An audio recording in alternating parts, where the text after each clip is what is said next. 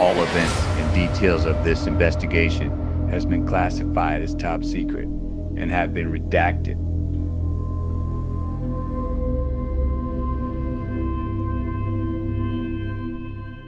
Case number 78CM27, code named Colt Knight.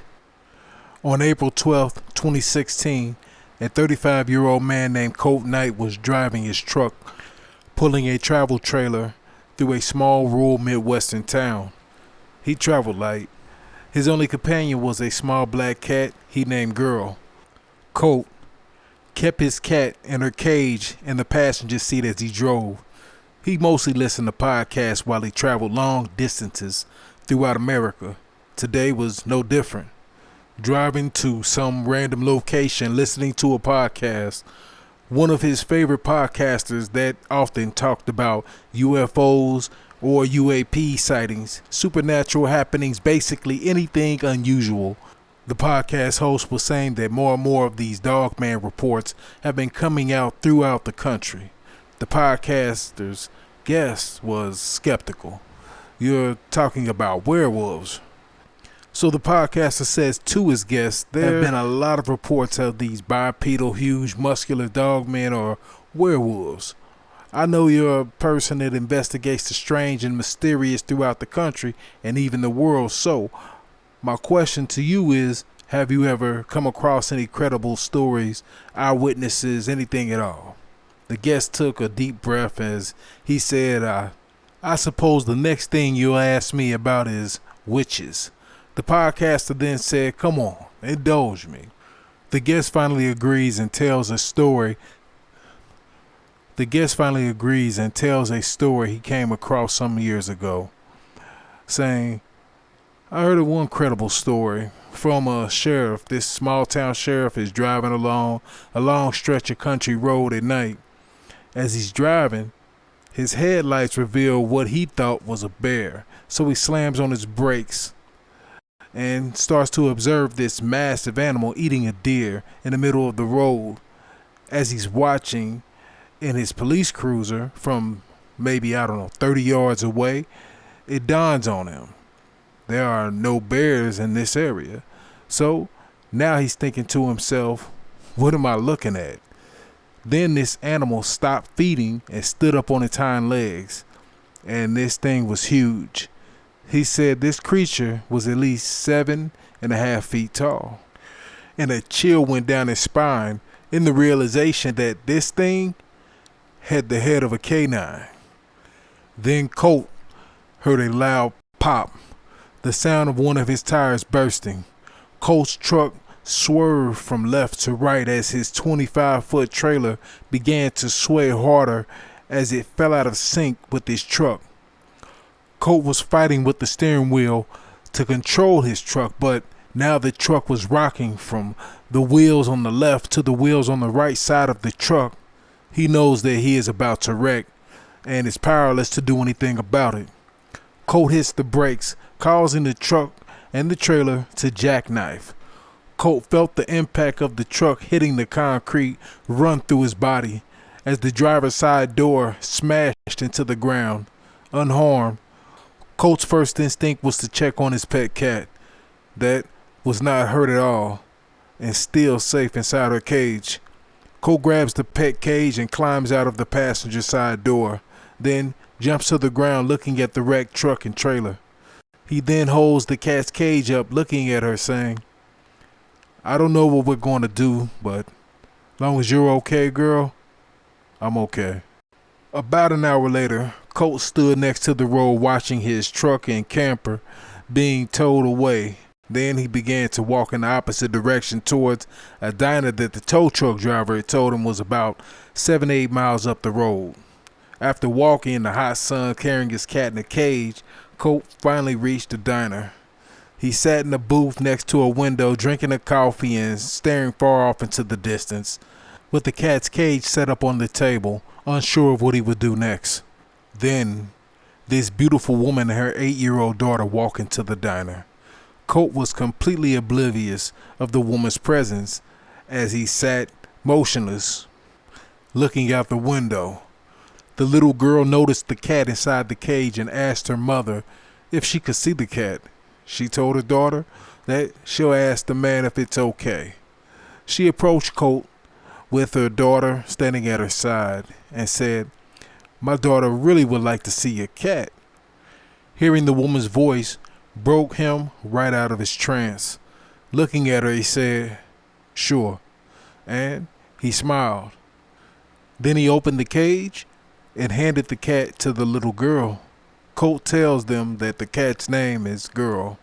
The child smiles and hugs the cat, saying, "Hi, girl." Candace, never seen Colt before, asked him, "So, who are you? I've never seen you here before. Are you just passing through?" Colt told her he was just passing through, but got a nail in his tire and they wrecked.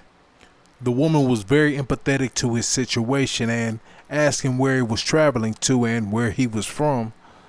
As her and her daughter both sat down at the booth, Colt tells her he's from a small town in Virginia, but not as small as this one, and that he was just traveling the country. Colt and the woman locked eyes, and Colt told her she was very beautiful. She smiled and said, "Thank you, mister." He told her his name was Colt. She told him her name was Candace, and her daughter's name is Debbie. They talked for a while, getting to know each other, and then Candace asked Colt about the condition of his camper, if it was still livable. He told her it needs some cleaning up on the inside, but it's still definitely livable. Candace then makes Colt an offer, saying, "I have a little more than 20 acres of land, and I'm willing to let you put your camper on my property if you're willing to help me harvest my land. Now, I can't afford to pay you anything, but I can keep you fed and cleaned up." Colt agrees, and they all leave the diner together. So the very next day at Candace's farm, around 9 p.m. at night, a pickup truck comes speeding down the long dirt road leading up to Candace's house.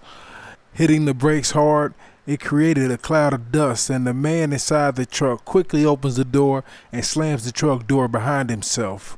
He is obviously intoxicated as he walks towards the house and begins to bang on the front door, yelling out Candace's name. Candace answers the door and invites the man in. She can tell the man is drunk, and he's very upset. This man is Candace's ex. He also is her daughter's father, whose name is Paul. So Candace asks him, "What are you doing here?" And Paul aggressively asks, "Where's my daughter? Who is this stranger that you're letting stay here?" Candace remained calm, telling Paul that Colt was staying more than 100 yards in his camper on her property in exchange for him helping her on the farm.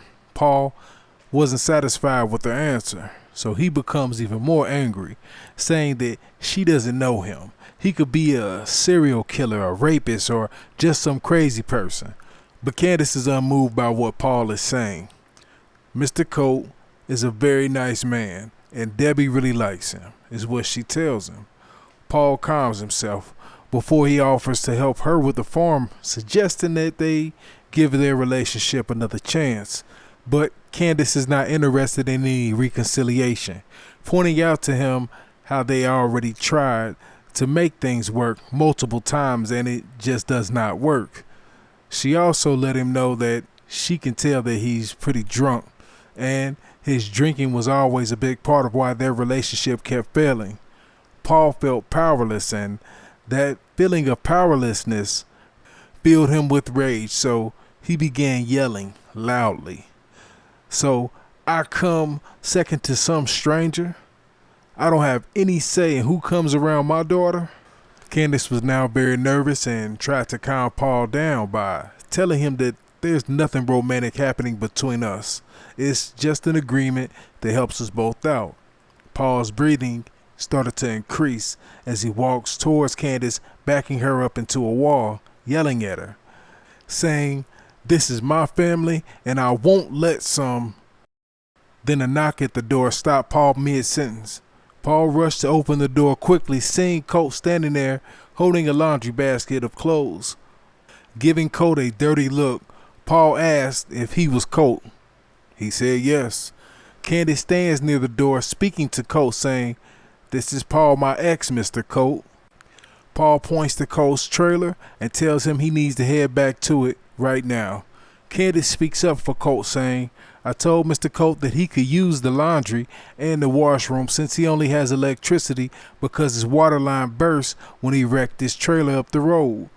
Paul puts his index finger in Colt's chest, telling him he needs to head back to his camper right now.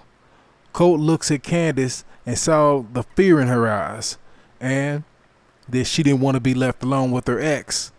So he slowly grabbed Paul's wrist and moved his hand away from his chest.